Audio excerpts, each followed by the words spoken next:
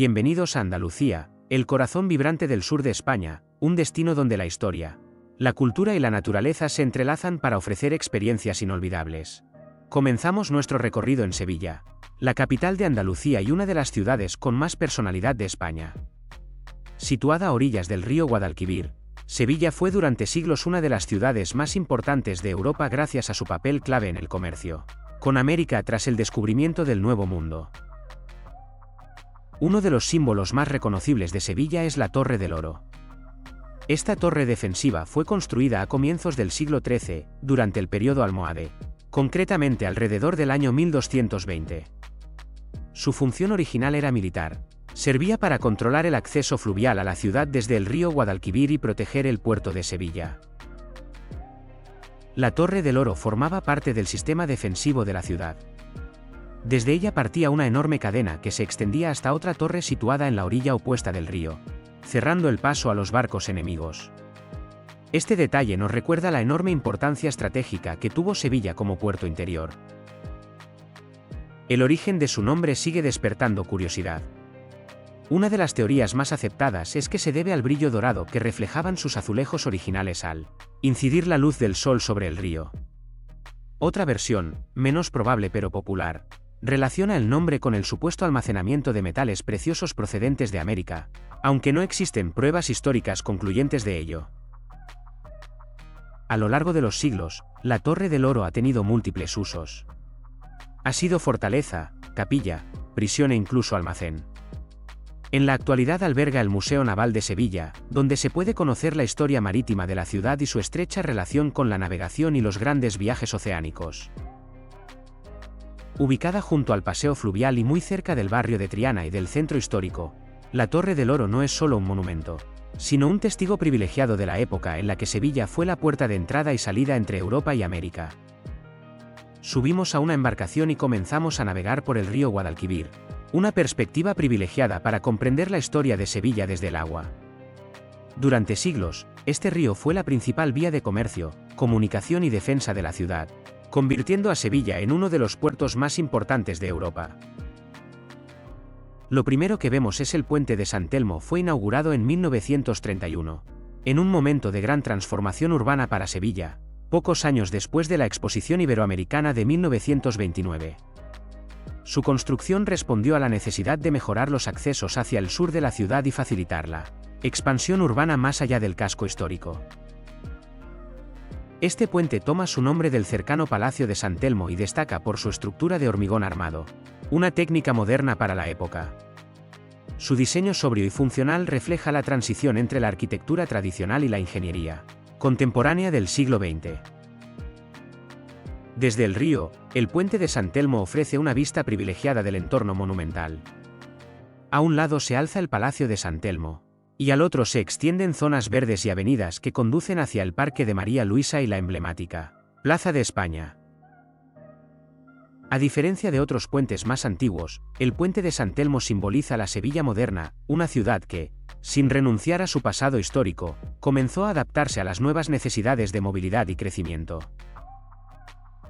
Atravesar este punto del Guadalquivir nos permite entender cómo Sevilla ha ido evolucionando con el paso del tiempo, ampliándose a lo largo del río que durante siglos marcó su destino. Continuamos navegando por el río Guadalquivir y ante nosotros aparece el puente de Triana. Este puente conecta el centro histórico de Sevilla con el barrio de Triana, uno de los más emblemáticos y con mayor identidad de la ciudad. El puente fue inaugurado en 1852 y sustituyó al antiguo puente de barcas que durante más de 7 siglos fue el único paso estable sobre el Guadalquivir. Su construcción supuso un avance clave para el desarrollo urbano y económico de Sevilla. El puente de Isabel II destaca por su estructura de hierro fundido, inspirada en el puente parisino del Carrousel, hoy desaparecido. Esta característica lo convierte en uno de los primeros grandes ejemplos de arquitectura metálica en España, reflejando la llegada de la modernidad industrial a la ciudad. Desde el río se aprecia claramente su elegancia y su perfecta integración en el paisaje urbano. A un lado queda el centro histórico, con la Torre del Oro y la catedral, y al otro, Triana, cuna de alfareros, marineros y artistas flamencos. Navegar bajo el puente de Isabel II no es solo cruzar de una orilla a otra, Es atravesar siglos de historia sevillana y entender la estrecha relación entre la ciudad, el río y sus gentes. Seguimos navegando por el río Guadalquivir y ante nosotros aparece el puente del Santísimo Cristo de la Expiración, conocido popularmente como el Puente del Cachorro. Este puente conecta el barrio de Triana con la isla de la Cartuja y es uno de los más reconocibles del perfil moderno de Sevilla. El puente fue inaugurado en 1992, coincidiendo con la Exposición Universal de Sevilla, un evento que transformó profundamente la ciudad y marcó su apertura definitiva al siglo XXI. Su construcción fue clave para mejorar la movilidad y los accesos a la Cartuja, una zona que pasó de ser industrial a convertirse en un importante espacio cultural, empresarial y tecnológico. El Puente del Cachorro es un puente atirantado, una tipología poco habitual en Sevilla. Su elemento más característico es el gran pilón inclinado de hormigón blanco, del que parten los tirantes que sostienen el tablero. Este diseño le da una imagen moderna y muy reconocible, especialmente al atardecer. Su nombre oficial rinde homenaje al Santísimo Cristo de la Expiración, una de las imágenes más veneradas de la Semana Santa sevillana, perteneciente a la Hermandad del Cachorro, con sede en Triana. La devoción popular es tan fuerte que el nombre del Cristo ha acabado imponiéndose al nombre técnico del puente. Desde el río, este puente simboliza la Sevilla contemporánea, una ciudad que supo aprovechar la Expo del 92 para reinventarse sin perder sus tradiciones más profundas. A un lado queda Triana, con su carácter histórico y marinero, al otro, la Cartuja, símbolo de innovación y transformación urbana. Cruzar bajo el Puente del Cachorro es navegar entre la Sevilla más tradicional y la más moderna, un contraste que define perfectamente el carácter de la ciudad. Continuamos nuestro recorrido por la isla de la Cartuja y lo que destaca ante nosotros es la Torre Schindler, uno de los símbolos menos conocidos pero más representativos de la Exposición Universal de Sevilla de 1992. La Torre Schindler fue construida con motivo de la Expo 92 como torre mirador y debe su nombre a la empresa suiza Schindler, especializada en sistemas de elevación, que patrocinó su construcción. Con una altura aproximada de 65 metros, la torre ofrecía a los visitantes una vista panorámica privilegiada de todo el recinto de la exposición y del río Guadalquivir. Durante la Expo, la Torre Schindler fue una de las atracciones más visitadas, ya que permitía ascender en un ascensor panorámico exterior, una experiencia innovadora para la época. Aunque hoy no está abierta al público, la torre permanece como un testigo silencioso de aquel acontecimiento que marcó un antes y un después en la historia reciente de Sevilla. Justo a su lado se encuentra el Pabellón de la Navegación, uno de los edificios más destacados que se conservan de la Expo 92. Fue diseñado por el arquitecto sevillano Guillermo Vázquez Consuegra y su arquitectura contemporánea dialoga directamente con el río, reforzando la histórica relación entre Sevilla y la navegación. El pabellón estaba dedicado al papel fundamental de Sevilla en la historia marítima, especialmente durante los siglos XV y XVI, cuando la ciudad fue el principal puerto de enlace entre Europa y América. En su interior se abordaban temas como la cartografía, los grandes viajes oceánicos y la vida a bordo de las embarcaciones históricas. En la actualidad, el Pabellón de la Navegación alberga un museo interactivo que repasa la historia naval de Sevilla y del Guadalquivir, además de contar con espacios expositivos y culturales. Es uno de los mejores lugares para entender por qué este río fue clave en el desarrollo económico y estratégico de la ciudad.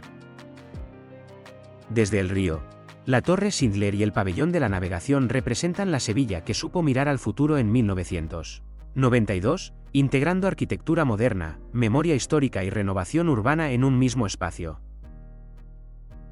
Seguimos avanzando por el río Guadalquivir y llegamos a Lo Pasador, también conocida como la Pasarela de la Cartuja, una de las infraestructuras más recientes que conectan la isla de la Cartuja con el centro histórico de Sevilla. Esta pasarela peatonal y ciclista fue inaugurada en 2011 y su construcción supuso un paso importante para integrar definitivamente la Cartuja en la vida diaria de la ciudad. A diferencia de otros puentes pensados para el tráfico rodado, Lo Pasador está concebida exclusivamente para peatones y bicicletas, fomentando una movilidad más sostenible. El diseño de la pasarela es moderno y funcional, con una estructura ligera que se integra con el entorno del río sin competir visualmente con los puentes históricos cercanos. Su trazado ofrece una travesía tranquila y segura, muy utilizada tanto por residentes como por visitantes. El nombre Lo Pasador hace referencia al antiguo oficio del pasador, la persona encargada de transportar a la gente de una orilla a otra del río antes de que existieran puentes permanentes. De esta forma, la pasarela rinde homenaje a la historia del Guadalquivir como espacio de tránsito y comunicación. Desde el río, Lo Pasador simboliza la Sevilla actual, una ciudad que apuesta por recuperar sus riberas, priorizar al peatón y reconectar espacios que durante décadas estuvieron separados.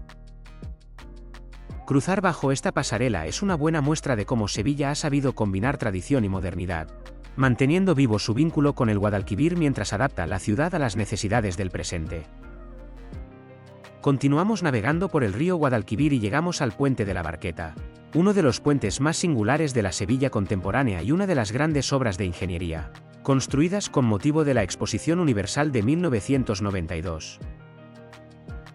El Puente de la Barqueta fue inaugurado en 1992 y conecta el casco histórico de Sevilla con la isla de la Cartuja. Su nombre recuerda a una antigua barca que realizaba el paso de una orilla a otra del río en este mismo punto, antes de la construcción de puentes permanentes. Se trata de un puente de arco metálico, con una estructura muy característica que se apoya únicamente en los extremos, dejando el cauce del río completamente libre.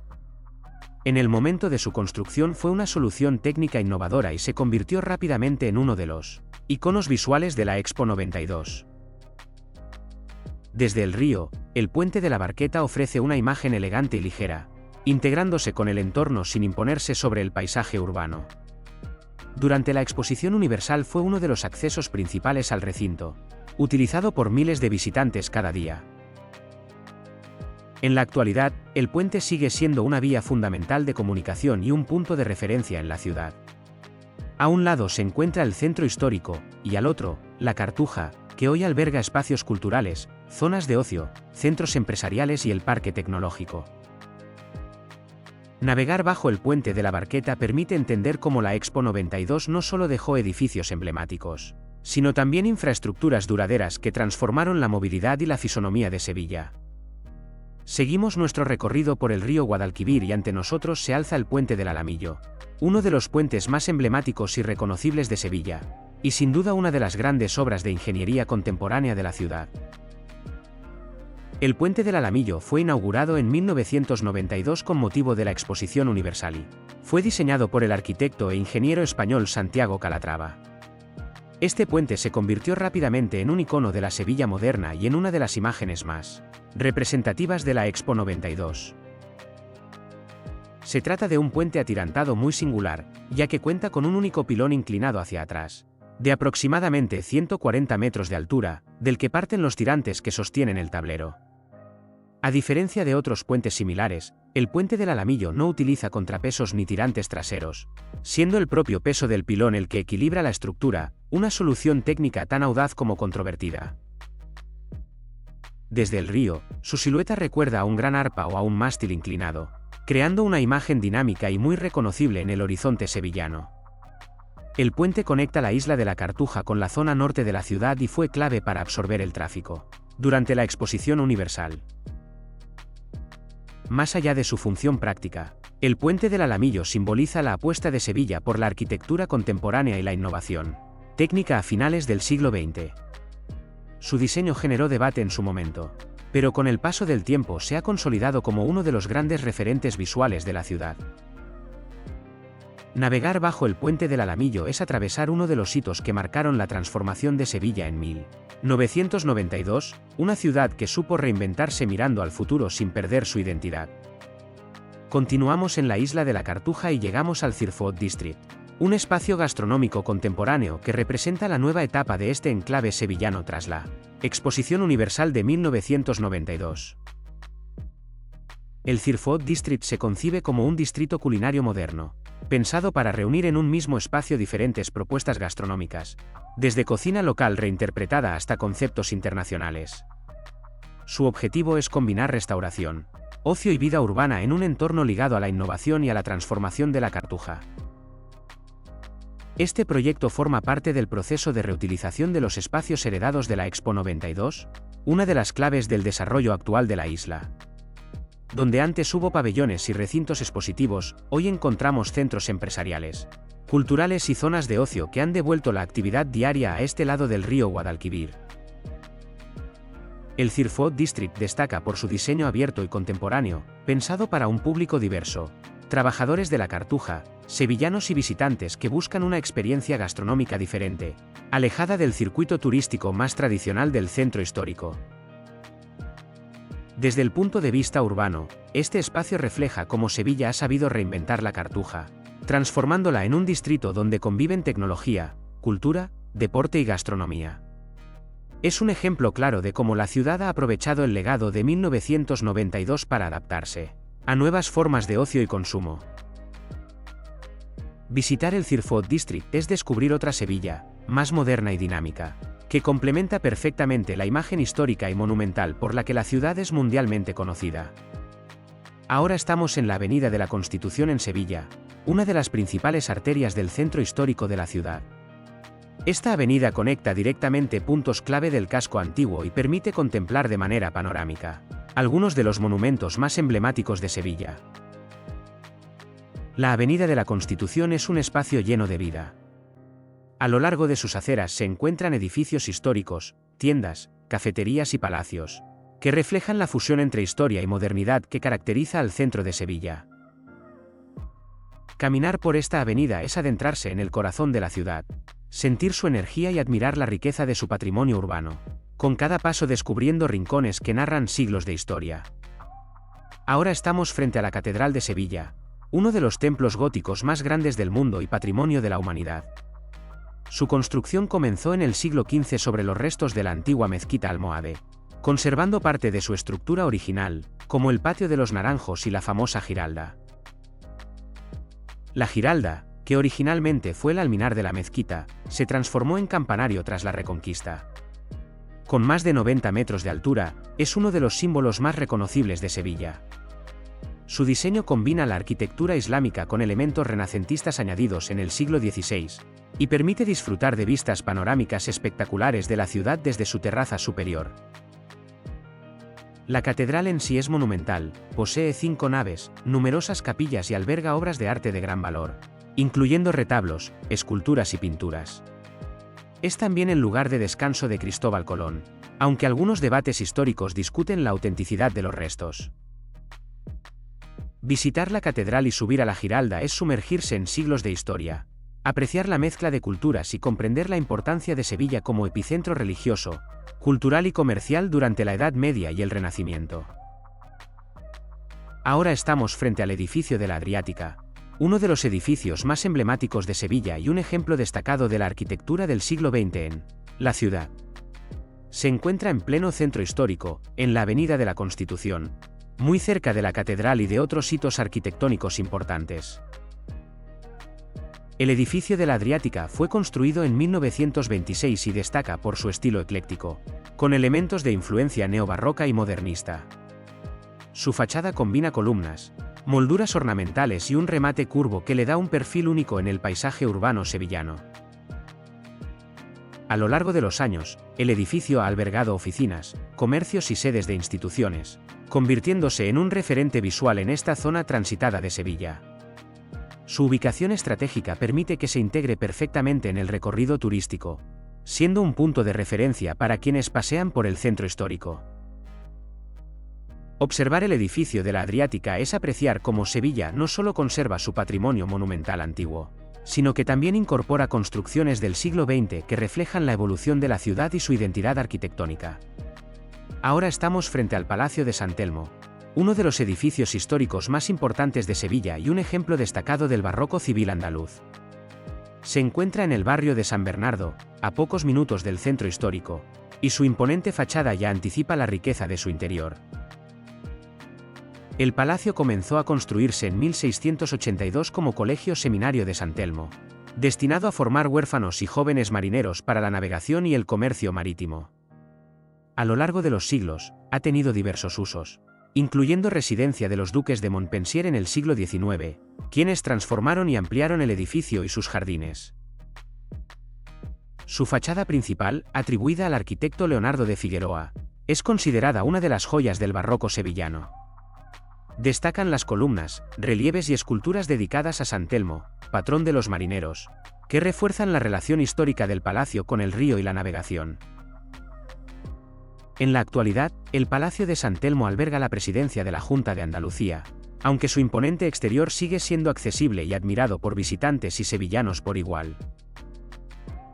Observar el Palacio de San Telmo es recorrer siglos de historia, desde su origen como colegio marítimo hasta su papel actual en la vida política de Andalucía, conservando siempre su valor arquitectónico y cultural. Ahora estamos frente al pabellón de Cruzcampo, uno de los pabellones empresariales construidos con motivo de la Exposición Universal de Sevilla de 1992. Este edificio formó parte del conjunto de espacios dedicados a grandes marcas españolas que participaron en la Expo, aprovechando el evento para reforzar su identidad y su vínculo con Sevilla. Cruzcampo es una de las cerveceras más históricas de España y mantiene una relación muy estrecha con la ciudad, desde su fundación en Sevilla en 1904. Su pabellón fue concebido como un espacio de promoción cultural y gastronómica, donde los visitantes podían conocer el proceso de elaboración de la cerveza y disfrutar de la hostelería asociada a la marca. El diseño del pabellón respondía a una arquitectura funcional y contemporánea, pensada para integrarse en el entorno innovador de la isla de la Cartuja durante la Expo 92. Como ocurrió con muchos pabellones del recinto, su construcción estaba orientada a un uso principalmente temporal, aunque formaba parte del ambicioso proyecto urbano que transformó esta zona de la ciudad. Tras la Exposición Universal, el pabellón de Cruzcampo, al igual que otros edificios del recinto, pasó por distintas etapas y usos dentro del proceso de reutilización de la Cartuja. Este proceso ha sido clave para convertir la antigua sede de la Expo en un espacio activo, con presencia de empresas, centros culturales y zonas de ocio. El pabellón de Cruzcampo es un ejemplo más de cómo la Expo 92 no solo dejó grandes iconos arquitectónicos, sino también la huella de marcas históricas que aprovecharon este acontecimiento para formar parte de uno de los momentos más importantes de la Sevilla contemporánea. Ahora estamos frente a la Plaza de Toros de la Real Maestranza de Caballería de Sevilla, una de las plazas de toros más importantes, antiguas y prestigiosas de España. Su localización, junto al río Guadalquivir, refuerza su papel histórico dentro del desarrollo urbano de la ciudad. La construcción de la plaza comenzó en el siglo XVIII, concretamente en 1761, y se prolongó durante más de un siglo, lo que explica la mezcla de estilos arquitectónicos que presenta. Su característica forma ligeramente ovalada la diferencia de otras plazas de toros perfectamente circulares, y contribuye a su personalidad única. La Real Maestranza de Caballería, institución noble fundada en el siglo XVII, fue la responsable de su construcción y gestión. Esta corporación jugó un papel clave en la consolidación de la tauromaquia como espectáculo reglado, y Sevilla se convirtió en uno de sus principales escenarios. El coso maestrante es conocido por su elegancia y sobriedad. Destacan su fachada principal, las gradas blancas, los tendidos de albero y la puerta del príncipe, por la que solo salen a hombros los toreros que logran faenas históricas. En su interior se encuentra el Museo Taurino, donde se conservan trajes de luces, grabados, pinturas y documentos que ayudan a entender la importancia cultural y social de la tauromaquia en Sevilla y en Andalucía. La Plaza de Toros de la Maestranza no es solo un recinto taurino, sino un símbolo de la tradición sevillana y una pieza fundamental del patrimonio histórico de la ciudad. Ahora estamos en la Plaza de España de Sevilla, uno de los espacios monumentales más impresionantes y emblemáticos de la ciudad. Situada junto al Parque de María Luisa, esta plaza es uno de los grandes legados de la Exposición Iberoamericana de 1929. La Plaza de España fue diseñada por el arquitecto Aníbal González y es una obra maestra del regionalismo andaluz, un estilo que combina elementos renacentistas, barrocos y mudéjares con materiales tradicionales como el ladrillo, la cerámica y el hierro forjado. Su forma semicircular simboliza el abrazo de España a sus antiguas colonias americanas, mientras que el canal que recorre la plaza representa el antiguo vínculo marítimo del país. Los 4 puentes que lo cruzan aluden a los antiguos reinos de España. Uno de los elementos más característicos de la plaza son los bancos de azulejos, dedicados a las provincias españolas. Cada uno representa escenas históricas, mapas y escudos, convirtiendo el conjunto en una auténtica lección de historia al aire libre. El edificio que rodea la plaza ha tenido diferentes usos a lo largo del tiempo. En la actualidad alberga instituciones oficiales, y su grandiosidad ha convertido este lugar en escenario de numerosas películas y producciones internacionales. La Plaza de España no es solo un monumento, es uno de los grandes símbolos de Sevilla, un espacio donde arquitectura, historia y paisajes se combinan para crear una de las estampas más reconocibles de Andalucía. Ahora estamos frente al Casino de la Exposición de Sevilla, uno de los edificios más representativos del legado de la Exposición Iberoamericana de 1929. Se encuentra junto al Parque de María Luisa y forma parte del gran proyecto urbanístico que transformó esta zona de la ciudad a comienzos del siglo XX. El edificio fue diseñado por el arquitecto Vicente Traver y se construyó como espacio social y de recreo para las autoridades y visitantes ilustres que acudieron a la Exposición Iberoamericana. Su función principal no estaba ligada al juego, sino a actos culturales, reuniones y eventos sociales. Arquitectónicamente, el Casino de la Exposición responde a un estilo ecléctico con claras influencias clasicistas.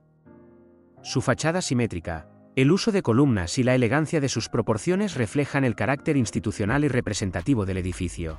A lo largo de su historia, el Casino de la Exposición ha tenido distintos usos. En la actualidad alberga dependencias municipales y espacios para exposiciones y actos culturales, manteniendo su papel como lugar de encuentro dentro de la vida urbana de Sevilla. El Casino de la Exposición es un buen ejemplo de cómo la Exposición Iberoamericana de 1929 dejó en Sevilla un importante conjunto arquitectónico que hoy forma parte del paisaje cotidiano de la ciudad y de su patrimonio histórico. Ahora estamos frente a la Fuente de la Glorieta de San Diego, ubicada en uno de los espacios más tranquilos y pintorescos de Sevilla, cerca del Parque de María Luisa. Esta fuente es un ejemplo del arte ornamental urbano que caracteriza muchos rincones de la ciudad. La fuente data del siglo XX y fue diseñada como elemento decorativo para la glorieta, integrándose con los jardines y paseos que rodean la zona. Su estilo combina elementos clásicos con detalles regionales andaluces, ofreciendo un punto de descanso visual para quienes pasean por el parque y sus avenidas. La Fuente de la Glorieta de San Diego no solo cumple una función estética, sino que también contribuye a crear un microclima agradable, refrescando el entorno y generando un ambiente relajante en pleno corazón de Sevilla. Observar esta fuente es también una oportunidad para disfrutar de la arquitectura paisajística sevillana, donde el agua, el verde de los jardines y la planificación urbana se combinan para ofrecer un espacio armonioso y representativo de la tradición de la ciudad. Ahora estamos frente a la Real Fábrica de Tabacos de Sevilla, uno de los edificios más emblemáticos de la ciudad y un icono del patrimonio industrial andaluz. Construida entre 1728 y 1771, esta enorme construcción barroca se encuentra en el barrio de San Bartolomé, muy cerca del centro histórico. Originalmente, la fábrica fue concebida para centralizar la producción de tabaco, un producto estratégico para la economía española durante los siglos XVIII y XIX, gracias al comercio con América. Su enorme tamaño refleja la importancia del tabaco y la necesidad de albergar a cientos de trabajadores, sobre todo mujeres, conocidas como cigarreras. La Real Fábrica de Tabacos es famosa no solo por su arquitectura, sino también por su relevancia cultural. Su fachada monumental, los patios interiores y la estructura organizada en torno a corredores amplios muestran un diseño pensado para la eficiencia industrial y la estética barroca. Hoy en día, el edificio alberga la Universidad de Sevilla, integrando su pasado industrial en un presente académico. Además, su fama se ha visto reforzada por su aparición en la ópera Carmen de Georges Bizet, que sitúa a la protagonista trabajando como cigarrera en esta fábrica. Visitar la Real Fábrica de Tabacos permite comprender la Sevilla industrial del siglo XVIII y XIX, su importancia en el comercio colonial y cómo un edificio puede transformar su función a lo largo de los siglos, pasando de industria a cultura y educación. Ahora estamos frente al Real Alcázar de Sevilla, uno de los palacios más antiguos y espectaculares de España, declarado Patrimonio de la Humanidad por la UNESCO junto con la Catedral y el Archivo de Indias. Este conjunto monumental refleja siglos de historia, mezclando arquitectura islámica, mudéjar, gótica, renacentista y barroca. Entramos por la Puerta del León, una de las principales entradas al Alcázar, llamada así por el relieve de un león que adorna su dintel. Esta puerta simboliza la fortaleza y la majestuosidad del palacio y da acceso directo al patio de la Montería, conectando al visitante con el corazón del conjunto monumental. El Alcázar comenzó a construirse en el siglo X como fortaleza musulmana, pero la mayor parte de su estructura actual data del periodo almohade y del siglo XIV, cuando Pedro I de Castilla encargó la ampliación del palacio. Sus patios, salones y jardines muestran la riqueza artística de la época y la influencia de la cultura islámica en Andalucía. Uno de los espacios más impresionantes es el patio de las doncellas, con su delicada decoración mudéjar y un estanque central que refleja los arcos y las columnas, creando un efecto de armonía y luz. Otro lugar emblemático es el Salón de los Embajadores, donde se celebraban recepciones oficiales y que destaca por su cúpula ornamentada y detalles dorados. Los jardines del Alcázar, en continua expansión a lo largo de los siglos, combinan elementos islámicos, renacentistas y románticos, y ofrecen un recorrido lleno de fuentes, estanques, setos y árboles que crean un ambiente mágico y lleno de historia. Visitar el Real Alcázar de Sevilla, entrando por la Puerta del León, es sumergirse en siglos de historia, apreciar la mezcla de culturas y estilos arquitectónicos, y comprender por qué este palacio sigue siendo utilizado como residencia oficial de la familia real en sus visitas a la ciudad. Ahora estamos frente al Palacio Arzobispal de Sevilla, uno de los edificios históricos más importantes del centro de la ciudad. Se encuentra muy cerca de la Catedral y del Archivo de Indias, formando parte de uno de los conjuntos monumentales más significativos de Sevilla. El palacio comenzó a construirse en el siglo XVI sobre antiguas edificaciones medievales, aunque ha sufrido reformas y ampliaciones a lo largo de los siglos, adoptando elementos renacentistas, barrocos y neoclásicos. Su fachada principal refleja la sobriedad y elegancia propias de un edificio destinado a la residencia del arzobispo y a funciones administrativas de la archidiócesis. El Palacio Arzobispal no solo es un espacio residencial, sino también un lugar de gran relevancia histórica. Durante siglos ha albergado documentos, archivos y obras de arte de la Iglesia, contribuyendo a preservar el patrimonio religioso y cultural de Sevilla. Desde el exterior se aprecian detalles arquitectónicos destacados, como sus balcones, portadas y patios interiores, que permiten entender la importancia de la Iglesia en la vida política y social de la ciudad a lo largo de la historia. Visitar el Palacio Arzobispal es contemplar cómo Sevilla combina su riqueza religiosa, histórica y artística en un mismo espacio urbano, y comprender la influencia que la institución eclesiástica ha tenido en la configuración de la ciudad. Ahora estamos frente a los Caños de Carmona, uno de los vestigios hidráulicos más antiguos y fascinantes de Sevilla. Se trata de un acueducto construido durante el periodo almohade, en el siglo XII, aunque ha sufrido modificaciones y restauraciones a lo largo de los siglos. El acueducto de los Caños de Carmona tiene la función histórica de transportar agua desde manantiales situados en las afueras de Sevilla hasta el centro de la ciudad. Su nombre hace referencia al barrio de Carmona, desde donde originalmente se derivaba parte del agua que abastecía la ciudad. Este sistema hidráulico está compuesto por una serie de arcos de ladrillo y canalizaciones que muestran la ingeniería avanzada de la época. Los Caños de Carmona permitieron abastecer fuentes, palacios y baños públicos, siendo esenciales para la vida urbana y la planificación de la Sevilla medieval y renacentista. Aunque hoy gran parte del acueducto ha desaparecido o queda integrado en construcciones modernas, los tramos conservados siguen siendo un testimonio tangible de la Sevilla histórica y de la importancia del agua en la organización y desarrollo de la ciudad. Observar los Caños de Carmona es contemplar cómo la ingeniería, la planificación urbana y la historia se entrelazan, recordando que incluso en la Sevilla monumental, los elementos funcionales como el agua jugaron un papel clave en su crecimiento.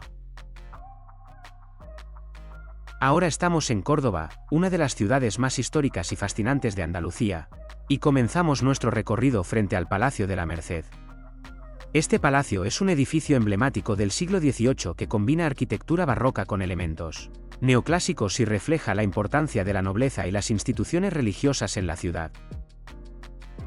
El Palacio de la Merced fue originalmente sede de la Orden Mercedaria, dedicada a la atención de los reos y la mediación en rescates de cautivos, aunque a lo largo de los siglos ha tenido distintos usos institucionales.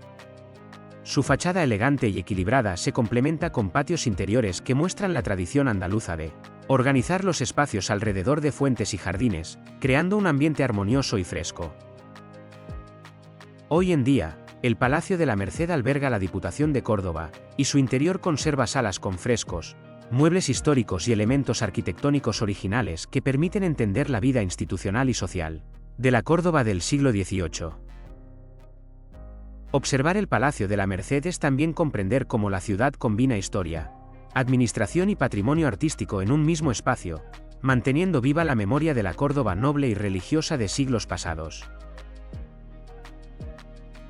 Ahora estamos en la Plaza de las Tendillas, el corazón de Córdoba, y frente a nosotros se encuentra el monumento al Gran Capitán, dedicado a Gonzalo Fernández de Córdoba, uno de los militares más importantes de la historia española. Apodado el Gran Capitán, Fernández de Córdoba destacó por sus victorias en Italia durante finales del siglo XV y principios del XVI, revolucionando las tácticas militares de su época. El monumento fue inaugurado en 1910 y representa al Gran Capitán de pie, con uniforme militar, acompañado de inscripciones que recuerdan sus logros y su legado en la historia de España. Se trata de una obra de carácter conmemorativo que refuerza la memoria histórica de Córdoba y su relación con figuras clave de la nación. La Plaza de las Tendillas, además de albergar este monumento, es un espacio urbano vibrante, rodeado de edificios históricos, comercios y cafeterías, siendo un punto de encuentro cotidiano tanto para cordobeses como para visitantes. Observar el monumento al Gran Capitán en el centro de la plaza permite conectar la historia militar y política de España con la vida urbana de Córdoba, mostrando cómo la ciudad integra memoria histórica y espacios públicos modernos en un mismo entorno. Ahora estamos frente a la Puerta de Almodóvar, una de las antiguas entradas de la muralla de Córdoba y un símbolo del patrimonio histórico de la ciudad. Esta puerta data del siglo VIII, durante la época islámica, aunque ha sufrido reformas a lo largo de los siglos, conservando elementos medievales y renacentistas. La Puerta de Almodóvar era uno de los accesos principales a la ciudad y permitía la entrada hacia el barrio de La Judería, conectando con calles que hoy son emblemáticas por su arquitectura y encanto histórico. Su nombre proviene del árabe al-Mudawwar, que significa la redonda, haciendo referencia a la torre circular que formaba parte de la estructura defensiva original. La puerta está construida en ladrillo y mampostería, con un arco de medio punto y elementos decorativos que reflejan la mezcla de estilos arquitectónicos de distintas épocas. Su conservación permite imaginar cómo era la vida urbana en Córdoba durante la Edad Media y la importancia de las murallas para proteger la ciudad. Observar la Puerta de Almodóvar es recorrer siglos de historia urbana, desde la Córdoba islámica hasta la ciudad moderna, y comprender cómo los elementos defensivos y arquitectónicos se integran hoy en el entramado histórico de la ciudad. Ahora estamos en el Alcázar de los Reyes Cristianos en Córdoba, y nos encontramos en uno de sus patios interiores más emblemáticos.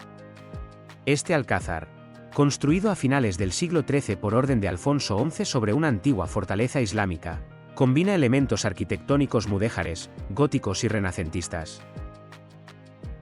El patio interior que vemos es un ejemplo perfecto de la tradición andaluza de organizar los espacios en torno a jardines y fuentes. Destacan los arcos de herradura, las columnas y los detalles decorativos que reflejan la influencia islámica, así como los elementos renacentistas añadidos en reformas posteriores. Este espacio no solo servía para la contemplación y el descanso, sino que también era un lugar estratégico dentro del palacio, conectando distintas estancias y permitiendo la circulación de la corte y de los visitantes ilustres. Las fuentes y estanques, combinados con la vegetación de naranjos y plantas ornamentales, crean un ambiente fresco y armónico, típico de los palacios andaluces. Recorrer este patio interior del Alcázar de los Reyes Cristianos es sumergirse en siglos de historia, apreciar la fusión de culturas y estilos arquitectónicos y comprender cómo la estética y la funcionalidad se combinaban en la vida de la corte medieval de Córdoba. Ahora estamos frente al monumento a los patios de Córdoba, ubicado en un espacio público que celebra la tradición más famosa de la ciudad, sus patios floridos. Este monumento rinde homenaje a los cordobeses que, generación tras generación, han cuidado y embellecido estos espacios, convirtiéndolos en un patrimonio cultural único. El monumento representa de manera simbólica los elementos característicos de los patios cordobeses, fuentes, macetas, flores y ornamentos que reflejan la esencia de la arquitectura y la vida doméstica andaluza. Está estrechamente ligado al Festival de los Patios, declarado Patrimonio Cultural Inmaterial de la Humanidad por la UNESCO en 2012, que cada año permite visitar y admirar estos espacios privados abiertos al público durante la primavera. Este homenaje recuerda la importancia de los patios no solo como espacios de convivencia y belleza, sino también como símbolos de identidad y tradición cordobesa, donde se combina la arquitectura, la horticultura y la cultura popular. Observar el monumento a los patios es apreciar la relación entre la ciudad y su patrimonio intangible, y entender por qué Córdoba es conocida mundialmente por estos espacios únicos, que siguen siendo cuidados y celebrados por sus habitantes. Ahora estamos frente al Molino de la Albolafia, uno de los monumentos más emblemáticos de Córdoba y un vestigio del ingenio hidráulico de la ciudad. Este molino de agua se encuentra a orillas del río Guadalquivir y su origen se remonta al periodo islámico, aunque ha sido restaurado y reconstruido en varias ocasiones a lo largo de los siglos. El Molino de la Albolafia tenía la función de aprovechar la fuerza del río para moler grano y alimentar a la población de la ciudad. Su rueda hidráulica, visible aún hoy, es un ejemplo del conocimiento técnico de la Córdoba medieval y de la importancia del Guadalquivir como fuente de energía y desarrollo económico. Además de su valor funcional, el molino es un símbolo del patrimonio histórico cordobés, apareciendo en numerosos documentos y relatos que destacan su papel en la vida cotidiana y comercial de la ciudad. Su presencia junto al río también contribuye al paisaje urbano, ofreciendo vistas pintorescas y un recuerdo del pasado industrial de Córdoba. Observar el Molino de la Albolafia es entender cómo la ciudad combinaba innovación técnica, aprovechamiento de recursos naturales y arquitectura, y cómo estos elementos siguen siendo parte fundamental de la identidad histórica de Córdoba. Ahora estamos frente al Puente Romano de Córdoba, uno de los monumentos más emblemáticos de la ciudad y un testigo silencioso de más de 2000 años de historia. Este puente fue construido por los romanos sobre el río Guadalquivir en el siglo I a.C., aunque ha sufrido restauraciones durante la Edad Media y épocas posteriores. El puente romano cuenta con 16 arcos de piedra que permiten el paso del río y conectan el centro histórico de Córdoba con la ribera sur. Durante siglos fue la vía principal de entrada y salida de la ciudad, y su ubicación estratégica contribuyó al desarrollo comercial, político y militar de Córdoba a lo largo de la historia. Sobre el puente se encuentra la famosa Puerta del Puente, construida en el siglo XVI, que servía como acceso fortificado a la ciudad y muestra elementos renacentistas que complementan la arquitectura del puente. Esta puerta refuerza la importancia histórica del lugar como punto de control y defensa. Caminar por el puente romano permite disfrutar de vistas excepcionales de la mezquita catedral, la Torre de la Calahorra y las orillas del Guadalquivir, al mismo tiempo que se recorre un tramo de historia viva que conecta la Córdoba romana, islámica y cristiana. Observar el puente romano es comprender cómo la ingeniería antigua, la planificación urbana y la historia de varias culturas se integran en un solo monumento, convirtiéndolo en un icono imprescindible de la ciudad. Ahora estamos frente a la Puerta del Puente en Córdoba, un emblemático acceso que conecta el centro histórico de la ciudad con el puente romano sobre el río Guadalquivir. Esta puerta fue construida en el siglo XVI como entrada fortificada y forma parte del conjunto defensivo de la ciudad.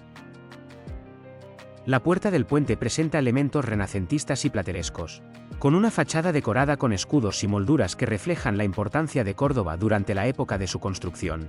Su función original era controlar el tránsito hacia la ciudad y reforzar la seguridad en uno de los puntos estratégicos más importantes de la antigua Córdoba.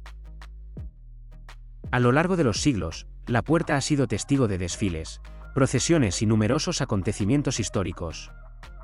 Su ubicación junto al río permite disfrutar de vistas privilegiadas del puente romano, la Torre de la Calahorra y la ribera, ofreciendo una perspectiva única del entramado urbano de la ciudad.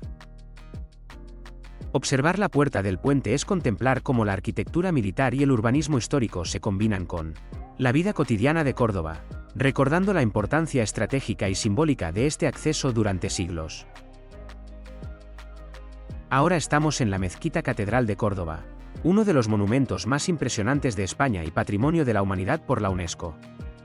Este edificio refleja siglos de historia y la fusión de culturas islámica y cristiana en Andalucía. La construcción original comenzó en el año 785 como mezquita bajo el emir Abd al-Rahmani, y se amplió sucesivamente durante los siglos IX y X, convirtiéndose en uno de los principales centros religiosos del mundo islámico. Su arquitectura destaca por el uso de arcos de herradura, columnas y bicolores rojos y blancos, que crean un efecto visual único en sus más de 850 columnas. Tras la Reconquista en 1236, la mezquita fue convertida en catedral cristiana. Desde entonces, se han añadido elementos góticos, renacentistas y barrocos, como la impresionante capilla mayor y el coro, que se integran armoniosamente con la estructura islámica original. Entre los espacios más emblemáticos se encuentran el Patio de los Naranjos, que permite contemplar la fachada exterior y disfrutar de un jardín andalusí tradicional, y el Mihrab, la exquisita sala de oración islámica decorada con mosaicos y mármoles que reflejan la riqueza artística del Califato Omeya.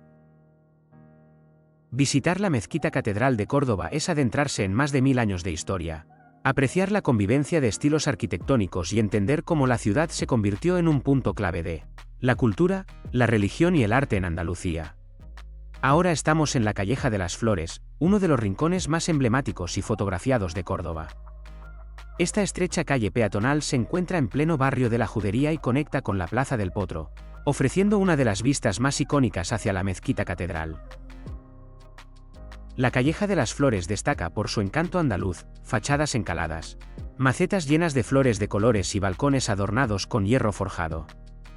Su atmósfera combina historia, tradición y belleza urbana, convirtiéndola en un lugar imprescindible para los visitantes que buscan sentir la esencia de Córdoba.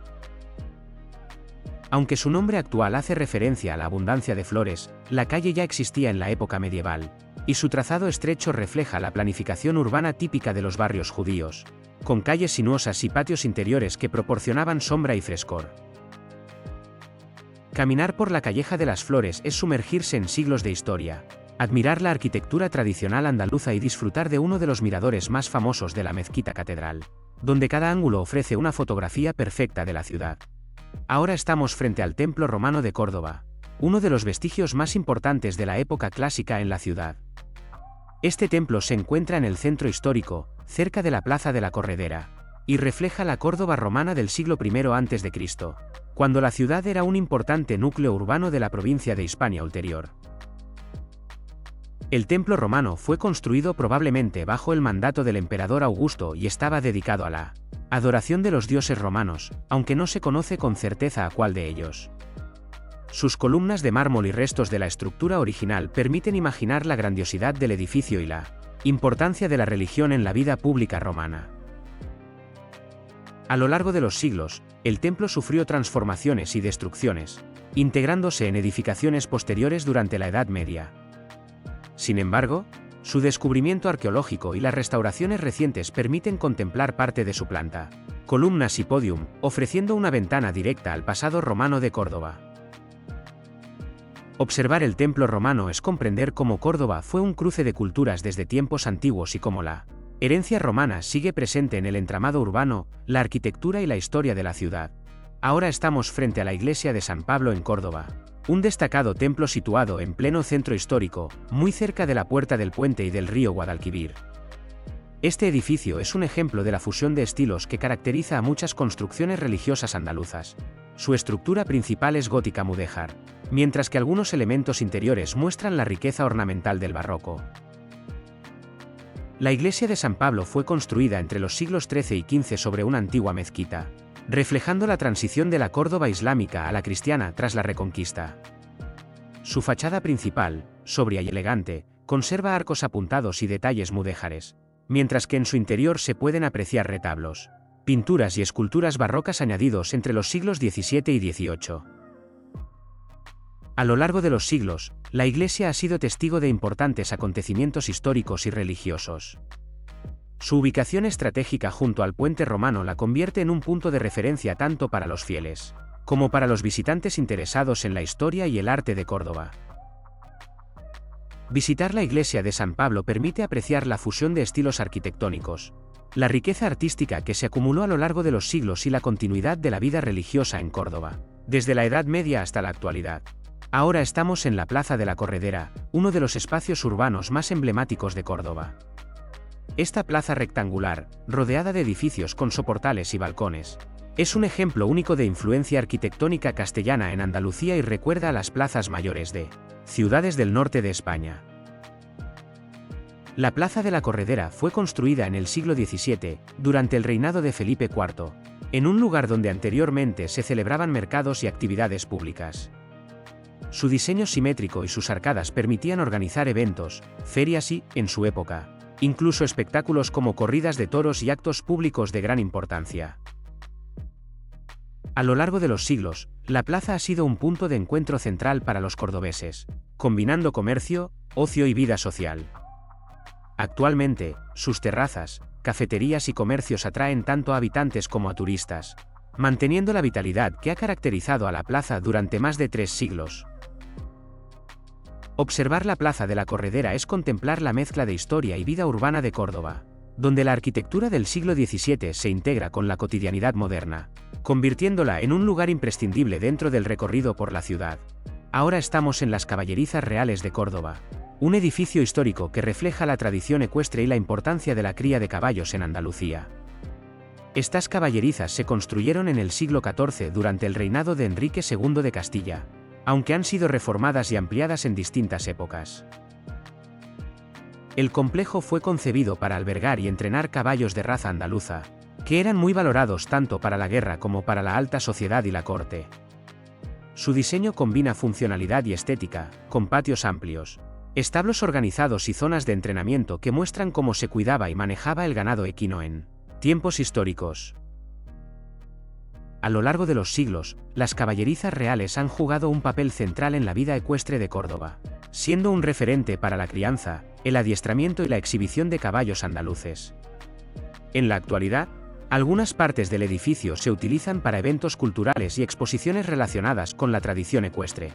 Visitar las caballerizas reales permite apreciar la conexión histórica de Córdoba con la cría de caballos de pura raza, entender la importancia social y económica de estos animales y admirar un ejemplo destacado de arquitectura funcional aplicada a la equitación. Ahora estamos en los jardines del Alcázar de los Reyes Cristianos en Córdoba, uno de los espacios más bellos y representativos de la ciudad. Estos jardines rodean el palacio y fueron concebidos como un lugar de contemplación, descanso y exhibición del poder de la monarquía cristiana tras la Reconquista. Los jardines combinan elementos de tradición islámica y renacentista, estanques, fuentes, surtidores, paseos arbolados y parterres geométricos, creando un ambiente armónico donde la arquitectura y la naturaleza se complementan. Los naranjos, cipreses y laureles no solo embellecen el espacio, sino que también aportan sombra, aroma y frescor, siguiendo la tradición andalusí de integrar los sentidos en el disfrute de los jardines. Uno de los elementos más destacados es el gran estanque central, diseñado para reflejar la fachada del palacio y multiplicar visualmente la sensación de amplitud. Las fuentes y acequias son testimonio de la avanzada ingeniería hidráulica de la época, heredada de la tradición islámica, que permitía mantener el agua en movimiento y generar un microclima agradable.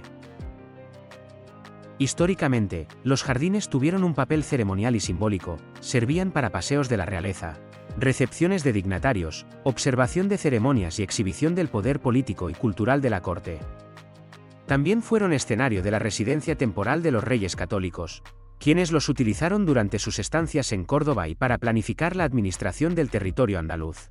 Además, estos jardines están conectados visualmente con los patios interiores del Alcázar, como el patio de los Naranjos y el patio de las Columnas, permitiendo que la transición entre arquitectura y naturaleza sea fluida, un recurso habitual en los palacios de inspiración islámica y renacentista. Visitar los jardines del Alcázar de los Reyes Cristianos es sumergirse en siglos de historia, admirar la integración de arte, arquitectura y naturaleza, y comprender cómo Córdoba conserva la tradición de los jardines palaciegos como parte esencial de su patrimonio monumental.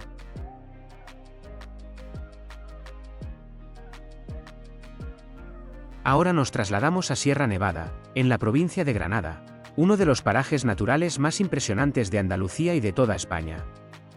Esta cadena montañosa forma parte del sistema penibético y destaca por sus picos escarpados, valles profundos y diversidad de ecosistemas, convirtiéndola en un destino imprescindible tanto para amantes de la naturaleza como para quienes buscan deporte y aventura. Sierra Nevada alberga el Mulhacén, con 3.479 metros de altitud, el pico más alto de la península ibérica, y el Veleta, que alcanza los 3.398 metros. Estos picos ofrecen vistas espectaculares del Parque Nacional, en días claros. Incluso es posible observar la costa mediterránea desde lo alto. La orografía de la zona ha generado un clima y biodiversidad únicos, con especies endémicas como la salamandra rabilarga, el lagarto ocelado y plantas exclusivas de alta montaña. La zona es también famosa por la estación de esquí de Sierra Nevada, una de las más altas y modernas de Europa. Con más de 100 kilómetros esquiables, remontes y pistas para todos los niveles, se ha convertido en un destino de invierno de referencia nacional e internacional. Pero Sierra Nevada no es solo nieve, en primavera y verano, los senderos se llenan de vida con rutas de trekking, ciclismo de montaña y observación de flora y fauna, ofreciendo experiencias de montaña para todo tipo de público. Históricamente, Sierra Nevada ha jugado un papel importante en la cultura de Granada. Sus montañas fueron utilizadas como refugio en distintas épocas y están cargadas de leyendas, como la de Mulhacén, rey nazarí cuyo cuerpo, según la tradición, permanece enterrado en la cima del pico que lleva su nombre. Además, las aguas de sus ríos y manantiales fueron esenciales para la agricultura y los sistemas de acequias que abastecían a la Alhambra y a la Vega granadina. El Parque Nacional de Sierra Nevada, declarado en 1986, protege más de 85.000 hectáreas de terreno montañoso, incluyendo hábitats de alta montaña, bosques de pino silvestre y áreas de pastizales. Aquí conviven el turismo sostenible y la conservación, con senderos señalizados, miradores y refugios que permiten disfrutar del paisaje sin alterar su equilibrio natural. Visitar Sierra Nevada es, en definitiva, una experiencia que combina paisaje, aventura, historia y biodiversidad. Desde subir a sus cumbres hasta recorrer sus senderos en primavera, cada rincón ofrece panorámicas únicas y un contacto directo con la naturaleza andaluza en su estado más puro.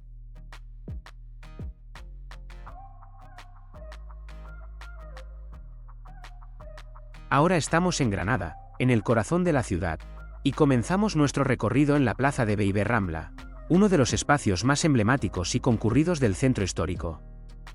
Esta plaza se encuentra muy cerca de la Alhambra y ha sido desde la época nazarí un punto de encuentro para granadinos y visitantes. El nombre Beiber-Rambla proviene del árabe Bab al-Rambla, que significa puerta de la explanada o entrada al campo, haciendo referencia a su origen como espacio abierto fuera de las murallas, donde se celebraban mercados, ferias y eventos públicos. Hoy en día, la plaza conserva ese carácter social y turístico, rodeada de cafeterías, restaurantes y tiendas tradicionales. Uno de los elementos más destacados de la plaza es la Fuente de los Gigantes, que representa figuras humanas a tamaño monumental y simboliza la fuerza y la historia de Granada. Esta fuente, construida en el siglo XVI y restaurada en varias ocasiones, se encuentra en el centro de la plaza y es un punto de referencia para locales y turistas, creando un ambiente pintoresco y lleno de vida. La plaza de Beiber-Rambla ha sido testigo de siglos de historia, desde las épocas nazarí y cristiana hasta la actualidad, y su ubicación estratégica permite disfrutar del ambiente urbano granadino mientras se contempla la arquitectura de edificios históricos que la rodean. Caminar por la plaza de Beiber-Rambla y contemplar la Fuente de los Gigantes es sumergirse en la vida cotidiana de Granada, apreciar su historia y sentir la conexión entre tradición, comercio y patrimonio que caracteriza a esta ciudad andaluza. Ahora estamos frente al monumento a Isabel la Católica y Cristóbal Colón, ubicado en el centro de Granada, muy cerca de la plaza de Beiber-Rambla. Este monumento conmemora el papel fundamental de los reyes católicos en la historia de España y su relación con los descubrimientos del Nuevo Mundo. La estatua representa a Isabel la Católica, reina de Castilla, junto a Cristóbal Colón, quien emprendió su histórico viaje hacia América en 1492. El mismo año en que Granada fue reconquistada tras la caída del reino nazarí. La obra simboliza la unión entre la expansión territorial y la consolidación de la monarquía española en ese momento histórico. El monumento fue inaugurado en el siglo XX y destaca por su detallada escultura en bronce y piedra, mostrando a los personajes en actitud solemne y heroica. Su ubicación en el corazón de la ciudad permite a los visitantes reflexionar sobre la importancia de Granada en la historia de España, no solo como último bastión del reino nazarí, sino también como punto de partida de una era de exploración y descubrimientos. Observar el monumento a Isabel la Católica y Cristóbal Colón es adentrarse en la historia del siglo XV, comprender el contexto de la Reconquista y valorar la conexión de Granada con eventos que cambiaron la historia mundial. Ahora estamos frente a la iglesia de San Gil y Santa Ana, ubicada en pleno centro histórico de Granada, cerca de la plaza de Bellver Rambla. Esta iglesia es un ejemplo destacado del estilo renacentista tardío con elementos barrocos, reflejando la transición arquitectónica en la ciudad tras la Reconquista. La iglesia fue construida sobre una antigua mezquita a finales del siglo XVI, en un periodo en el que Granada consolidaba su identidad cristiana tras la caída del reino nazarí. Su fachada combina sobriedad renacentista con detalles decorativos barrocos, mientras que en el interior se pueden apreciar retablos ornamentados, altares dorados y pinturas religiosas que muestran la riqueza artística de la época. San Gil y Santa Ana ha sido testigo de siglos de historia local, celebrando ceremonias religiosas, procesiones y eventos comunitarios, manteniendo su papel como centro espiritual y cultural para los habitantes del barrio. Su ubicación estratégica permite además contemplar la vida urbana del centro histórico, conectando la arquitectura religiosa con la tradición social granadina. Visitar la iglesia de San Gil y Santa Ana permite apreciar la fusión de estilos arquitectónicos, la riqueza artística de la Granada cristiana y la continuidad de la vida religiosa en el centro de la ciudad, combinando historia, arte y cultura en un solo espacio. Ahora estamos en el Paseo de los Tristes, uno de los lugares más pintorescos y emblemáticos de Granada. Esta calle peatonal bordea el río Darro y se encuentra al pie de la colina de la Alhambra, ofreciendo vistas espectaculares del monumento nazarí y de los barrios históricos que lo rodean. El nombre Paseo de los Tristes tiene su origen en la tradición del siglo XVI. Era el lugar por donde pasaban los cortejos fúnebres que se dirigían al cementerio del antiguo convento de San Cecilio, patrón de Granada. Esta historia confiere al paseo un aire melancólico, pero también un valor histórico y cultural muy especial.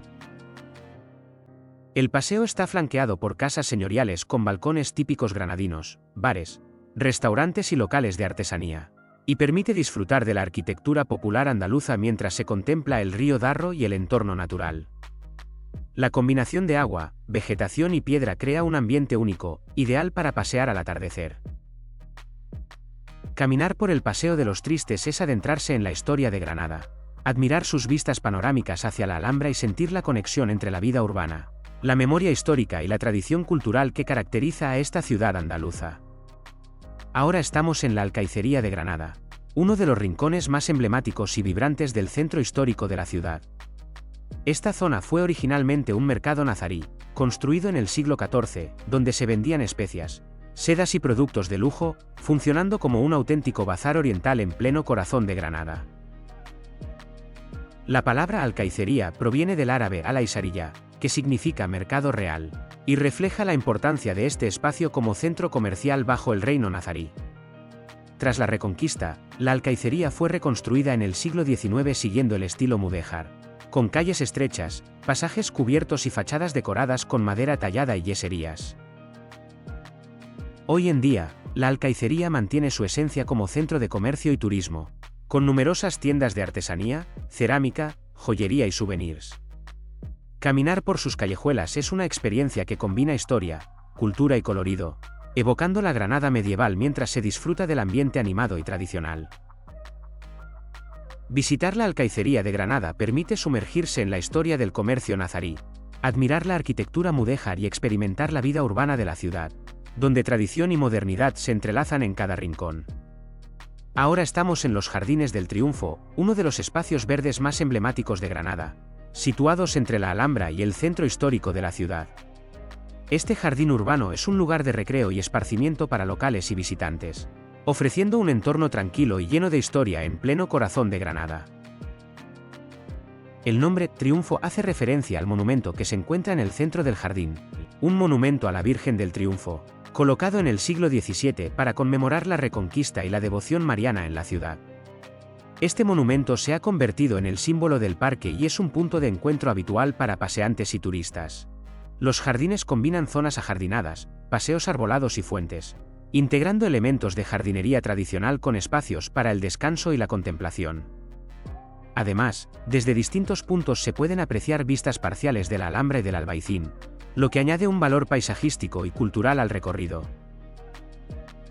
Visitar los Jardines del Triunfo permite disfrutar de un espacio verde en la ciudad, contemplar monumentos históricos y sentir la conexión entre la naturaleza y el patrimonio histórico de Granada, ofreciendo un respiro entre la actividad urbana y el esplendor monumental de la ciudad. Ahora estamos frente al Instituto Padre Suárez, uno de los centros educativos más emblemáticos de Granada, ubicado en pleno corazón del centro histórico, cerca de la Catedral y de la Plaza de Bellver Rambla. Este instituto lleva el nombre de Padre Suárez, destacado erudito granadino del siglo XVI, conocido por su labor como teólogo, filósofo y humanista. El edificio combina elementos arquitectónicos tradicionales con adaptaciones modernas para la educación, manteniendo su fachada histórica que se integra armoniosamente en el entorno urbano. Su ubicación estratégica en el centro permite a los estudiantes y visitantes disfrutar del patrimonio histórico y cultural de Granada mientras transitan por la ciudad. Además de su función educativa, el Instituto Padre Suárez ha sido testigo de la evolución de la enseñanza en Granada a lo largo de los siglos, albergando programas académicos de alto nivel y contribuyendo a la formación de varias generaciones de granadinos.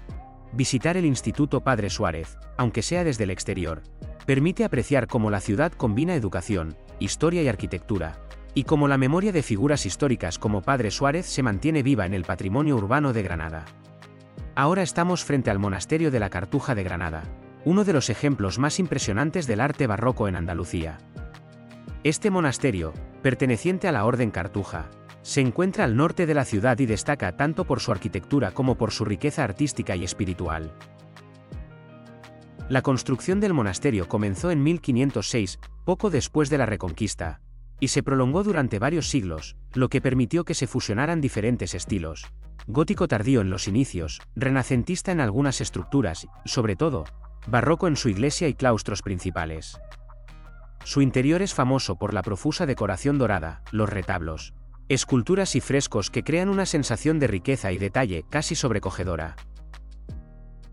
El monasterio de la Cartuja fue un importante centro religioso y cultural, donde los monjes cartujos vivían en clausura, dedicándose a la oración, el estudio y la copia de manuscritos. Sus patios interiores y jardines también reflejan la tradición de los espacios verdes monásticos, ofreciendo paz y contemplación. Visitar el monasterio de la Cartuja de Granada permite admirar el esplendor del barroco andaluz, entender la vida monástica y su influencia en la ciudad, y contemplar una obra arquitectónica que combina devoción, arte e historia en un entorno único.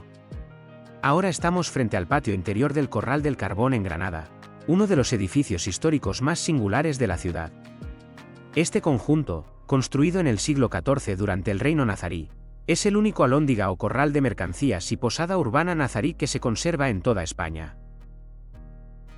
El patio interior es el corazón del edificio y refleja la arquitectura islámica de la época, con arcos de medio punto, columnas de piedra y madera tallada y un espacio abierto que permitía la carga, descarga y almacenamiento de mercancías, así como la estancia de comerciantes y viajeros. Su diseño funcional y estético demuestra cómo la arquitectura nazarí combinaba utilidad y belleza. A lo largo de los siglos, el Corral del Carbón ha tenido múltiples usos, desde almacén y posada hasta sala de espectáculos y espacio cultural en la actualidad. Su patio interior sigue siendo un lugar de encuentro y circulación, permitiendo a los visitantes imaginar la actividad comercial y social que se desarrollaba en la Granada medieval. Visitar el patio interior del Corral del Carbón permite apreciar la ingeniería y el diseño urbano nazarí, entender la importancia del comercio en la Granada islámica y disfrutar de un espacio que conecta la historia, la arquitectura y la vida cotidiana de la ciudad en un mismo lugar. Ahora estamos frente a la Puerta de Elvira, una de las entradas más antiguas y emblemáticas de Granada. Esta puerta formaba parte de la antigua muralla nazarí de la ciudad y es un vestigio de la época islámica, datando aproximadamente del siglo XI, aunque ha sufrido modificaciones a lo largo de los siglos. La Puerta de Elvira marcaba la entrada principal desde el norte y conectaba Granada con importantes rutas comerciales y caminos hacia la Vega y la ciudad de Elvira, de la cual toma su nombre. Su estructura original incluía un sistema defensivo de torres y almenas, diseñado para proteger la ciudad de invasiones y controlar el acceso de comerciantes y viajeros. Hoy en día, la Puerta de Elvira conserva su arco de herradura y algunos restos de la muralla, ofreciendo una ventana a la Granada medieval islámica. Su ubicación estratégica la convierte en un punto de referencia histórico, cercano a calles emblemáticas del centro y a espacios como la Carrera del Darro y el Albaicín. Observar la Puerta de Elvira permite comprender la importancia de la planificación urbana y la defensa en la Granada nazarí, así como la conexión entre la historia militar, comercial y cultural de la ciudad en un solo monumento. Ahora estamos en el Mirador de San Nicolás, en el barrio del Albaicín de Granada. Este mirador ofrece una de las vistas más famosas de la ciudad, con la Alhambra de fondo, las colinas del Sacromonte y la Sierra Nevada al fondo. Es un lugar ideal para contemplar la arquitectura nazarí, disfrutar del atardecer y capturar fotografías inolvidables. Además, es un punto de encuentro cultural, donde músicos y artistas locales suelen amenizar la visita, manteniendo viva la tradición y el ambiente del Albaicín. Visitar el Mirador de San Nicolás permite apreciar la relación entre la ciudad, la Alhambra y su entorno natural, combinando historia, paisaje y cultura en un solo lugar. Ahora estamos frente a la Puerta de las Granadas, una de las entradas históricas a la Alhambra de Granada. Esta puerta, construida en el siglo XVI sobre restos de la muralla nazarí, servía como acceso principal al recinto desde la ciudad y marcaba la transición entre el mundo urbano y el palaciego. Su nombre hace referencia al símbolo de la granada, fruto emblemático de la ciudad y del reino nazarí. La puerta combina elementos renacentistas con restos de arquitectura islámica, mostrando la fusión de estilos que caracteriza a Granada tras la Reconquista. Observar la Puerta de las Granadas permite entender la importancia defensiva y ceremonial de los accesos a la Alhambra, así como la simbología asociada al poder y la identidad de la ciudad en la época cristiana y nazarí. Ahora estamos frente a la Puerta de la Justicia, uno de los accesos más importantes y emblemáticos de la Alhambra de Granada. Esta puerta, construida en el siglo XIV bajo el reinado de Yusufi, sirvió como entrada principal al recinto nazarí y tenía tanto función defensiva como simbólica. Su nombre proviene de la inscripción que se encuentra en su arco, que hace referencia a la justicia como uno de los principios del poder nazarí. La puerta está adornada con un arco de herradura y elementos decorativos islámicos, incluyendo inscripciones árabes y motivos geométricos que reflejan la riqueza artística de la época. Además, su estructura robusta y sus torres laterales reforzaban la seguridad del palacio. Observar la Puerta de la Justicia permite comprender la importancia de la defensa y la monumentalidad en la arquitectura nazarí, así como el mensaje de autoridad y legitimidad que los reyes transmitían a través de sus construcciones. Es, sin duda, uno de los símbolos más representativos de la Alhambra. La Alhambra es la joya de Granada y uno de los conjuntos arquitectónicos más importantes del mundo. Este monumento, construido principalmente entre los siglos XIII y XIV por los sultanes nazaríes, combina fortaleza, palacio y ciudadela, reflejando la culminación del arte islámico en la península ibérica. La Alhambra no es solo un palacio, incluye la alcazaba, la fortaleza militar que protegía el recinto, los palacios nazaríes, donde residían los reyes y la corte, y el Generalife, un complejo de jardines y pabellones concebido como lugar de descanso y contemplación. Cada espacio refleja la importancia de la arquitectura, la hidráulica y la decoración en la vida palaciega. Fuentes, acequias y estanques controlaban el agua para refrescar y armonizar los patios, mientras que yeserías, mocárabes y mosaicos creaban un efecto visual único de elegancia y simbolismo. Entre los detalles más destacados se encuentran el Patio de los Leones, con su famosa fuente sostenida por 12 leones de mármol, símbolo de poder y protección, el Patio de los Arrayanes, donde los reflejos del agua multiplican la belleza de los arcos y columnas, y la Sala de los Abencerrajes, conocida por su ornamentación geométrica y el halo de leyenda que rodea a los nobles que allí fueron asesinados. La Alhambra también es un ejemplo de ingeniería avanzada. Su sistema de abastecimiento de agua y su orientación solar demuestran cómo los arquitectos nazaríes integraban funcionalidad, estética y confort. Además, fue escenario histórico de la entrega de Granada a los Reyes Católicos en 1492, marcando el fin del reino nazarí y el inicio de una nueva etapa en la historia de España. Visitar la Alhambra permite apreciar siglos de historia, arte y ciencia, comprender la fusión de culturas islámica y cristiana, y sentir la grandeza de un monumento que sigue siendo un símbolo del poder, la belleza y la creatividad de Granada.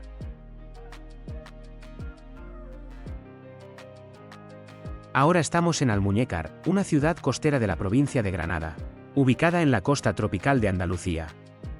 Este destino combina historia, playa y naturaleza, y es conocido por su clima subtropical, que permite el cultivo de frutas tropicales como mangos, aguacates y chirimoyas. Almuñécar tiene una historia que se remonta a más de 3000 años, con asentamientos fenicios, romanos y musulmanes.